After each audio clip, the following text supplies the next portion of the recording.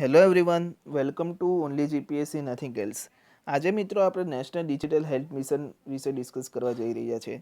આ national digital health મિશનથી રિયલમાં આપણા હેલ્થ સેક્ટરમાં ખૂબ પ્રગતિ થશે અને હેલ્થ સેક્ટરની આ ઉત્ક્રાંતિ સમાન છે.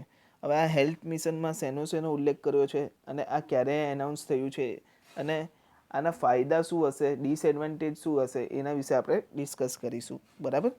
નેશનલ હેલ્થ મિશનમાં ઈ ફાર્મસી, ઈ મેડિસિન એટલે કે ઈ ટેલિમેડિસિન, ડીજી ડૉક્ટર અને પર્સનલ હેલ્થ રેકોર્ડનો પણ સમાવેશ થયેલો હશે. અને મેઇન શું છે મિત્રો, હેલ્થ આઈડી કાર્ડ. બરાબર. હવે નેશનલ ડિજિટલ હેલ્થ મિશનની શરૂઆત ક્યારે થઈ? 15 ઓગસ્ટ 2020ના દિવસે ખબર છે તમને કે સ્વતંત્રતા દિવસ તરીકે ઉજવવામાં આવીએ છે. અને લાલ કિલ્લાથી આપણા માનનીય પ્રધાનમંત્રી શ્રી ભાષણ આપે છે અને ધ્વજ વંદન કરે છે. બરાબર. હવે એ જ વખતે એમને ભાષણમાં હેલ્થ કાર્ડ આઈડીનો ઉલ્લેખ કર્યો. બરાબર, યાદ રાખજો મિત્રો. હવે health card ID A Aadhaar card સાથે લિંક કરવામાં આવશે અને હેલ્થ કાર્ડ આઈડીને જે ડૉક્ટરો છે એટલે કે હોસ્પિટલ છે, લેબ આવે છે એ અને ઇન્સ્યોરન્સ કંપની સાથે પણ લિંક કરવામાં આવશે. અને આ હેલ્થ કાર્ડ ફરજિયાત નથી મિત્રો, સ્વૈચ્છિક છે. એવું નથી કે આધાર કાર્ડ જેમ ફરજિયાત કરી દીધું એવું હેલ્થ કાર્ડ બી ફરજિયાત છે. એ ફરજિયાત નથી. અને હેલ્થ કાર્ડ આઈડી છે એ ડિજિટલ હશે મિત્રો. એટલે હાથમાં જેમ એટીએમ કાર્ડ, આધાર કાર્ડ, લાઇસન્સ એવું બધું રાખીએ છીએ એવું નહીં, પરંતુ ડિજિટલ સ્વરૂપે હશે. અને હેલ્થ કાર્ડ આઈડી 14 આંકડાનો હશે. યાદ રાખજો મિત્રો. હવે હેલ્થ કાર્ડ આઈડીની જરૂર શું કામ પડી? તમે મિત્રો એક વસ્તુ વિચારજો, COVID-19નો સમય શરૂ થયો. બરાબર. પરંતુ ભારત સરકાર પાસે એવા આંકડા નહોતા કે નવસારી જિલ્લો હોય કે કોઈ પણ જિલ્લો હોય, હવે એમાં એક એરિયામાં બ્લડ પ્રેશર, ડાયાબિટીસ, પછી કોલેસ્ટેરોલ, થાઇરોઇડ એવા બધા રોગ થયેલા લોકોની સંખ્યા વધારે છે. બરાબર. તો તમને ખબર હશે કે COVID-19 જેને રોગ થયેલો છે એના પર વધારે ઇફેક્ટ કરે છે. જો આપણી પાસે એવો ડેટા હોતે, નેશનલ ડિજિટલ હેલ્થ મિશન પહેલાં આ વર્ષ પહેલાં લોન્ચ થઈ ગયું હોત અને આપણી પાસે એવા ડેટા હોતે કે આ એરિયામાં વધારે લોકો બીમાર રહે છે તો આ લોકોને કોરોના જલ્દી થઈ શકે છે, તો એ એરિયામાં સરકાર વધારે ફોકસ કરતે મિત્રો. તો આ કોરોના જેવી મહામારી સામે આપણે લડી શકते હજી સારી રીતે. બરાબર. એટલે આનો યુઝ આ રીતે પણ થઈ શકે. બરાબર. કે સરકારને ખ્યાલ આવે કે આપણે મોનિટરિંગ ક્યાં કરવાનું છે, ક્યાં વધારે પેશન્ટ છે. બરાબર. ક્યાં બીજી બધી બીમારીના વધારે પેશન્ટ છે અને એમની તબિયત હજી લથડી શકે છે કે એમની તબિયત બગડી શકે છે. તો સરકાર ઓલ ઓવર દેશમાં નહીં, પરંતુ એવા હાઇલાઇટેડ પોઈન્ટમાં જ ફોકસ કરી શકે. બરાબર. હવે હેલ્થ કાર્ડ આઈડીમાં શેનો સમાવેશ હશે મિત્રો? તો એ પર્સનનું નામ હશે, સરનામું હશે, બ્લડ ગ્રુપ હશે અને માણસની મેડિકલ હિસ્ટ્રી હશે. બરાબર. એ 14 નંબરમાં આ બધી માહિતીનો સમાવેશ થશે. હવે મેડિકલ હિસ્ટ્રી એટલે શું કે 5 વર્ષ પહેલાં એનું બાયપાસ સર્જરી કરાવી છે, એના 2 વર્ષ પહેલાં એને માઇગ્રેનની બીમારી થઈ ગઈ છે. માઇગ્રેન એટલે મગજની બીમારી. બરાબર. એટલે આ બધા ડેટા મેડિકલ હિસ્ટ્રીનો સમાવેશ થશે. કયા ડૉક્ટરે ઈલાજ કર્યો છે એ પણ હશે. બરાબર. કઈ મેડિસિન પ્રિફર કરે છે એ પણ હશે. બરાબર.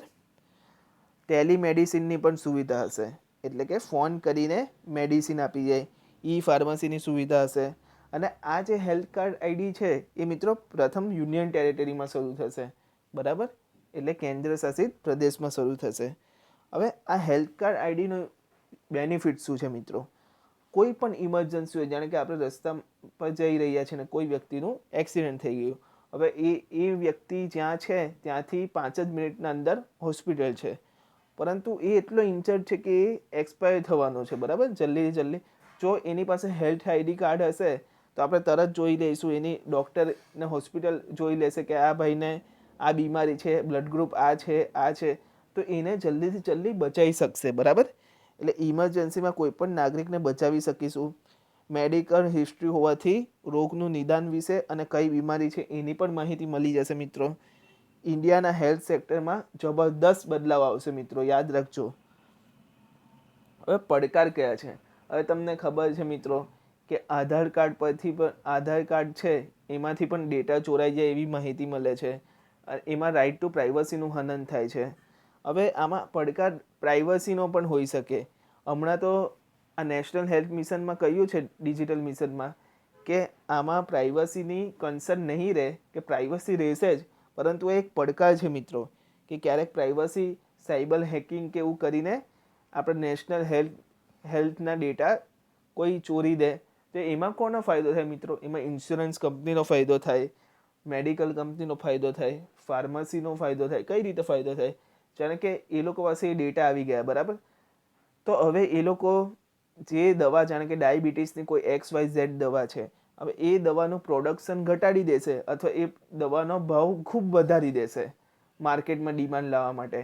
તો શું થશે કે એ લોકોની કમાણી થશે, બરાબર. ઇન્સ્યોરન્સ કંપનીવાળાને બી ફાયદો થશે જો ડેટા લીક થઈ જાય તો. તો આ મિત્રો આના પડકાર છે, બરાબર છે. આ નેશનલ ડિજિટલ હેલ્થ મિશન મિત્રો સરકારે આ વર્ષે ભલે લાગુ કર્યું, પરંતુ લાસ્ટ યરથી આની બ્લુપ્રિન્ટ બની ગયેલી હતી, બરાબર. તો આ છે મિત્રો નેશનલ હેલ્થ ડિજિટલ મિશન, બરાબર.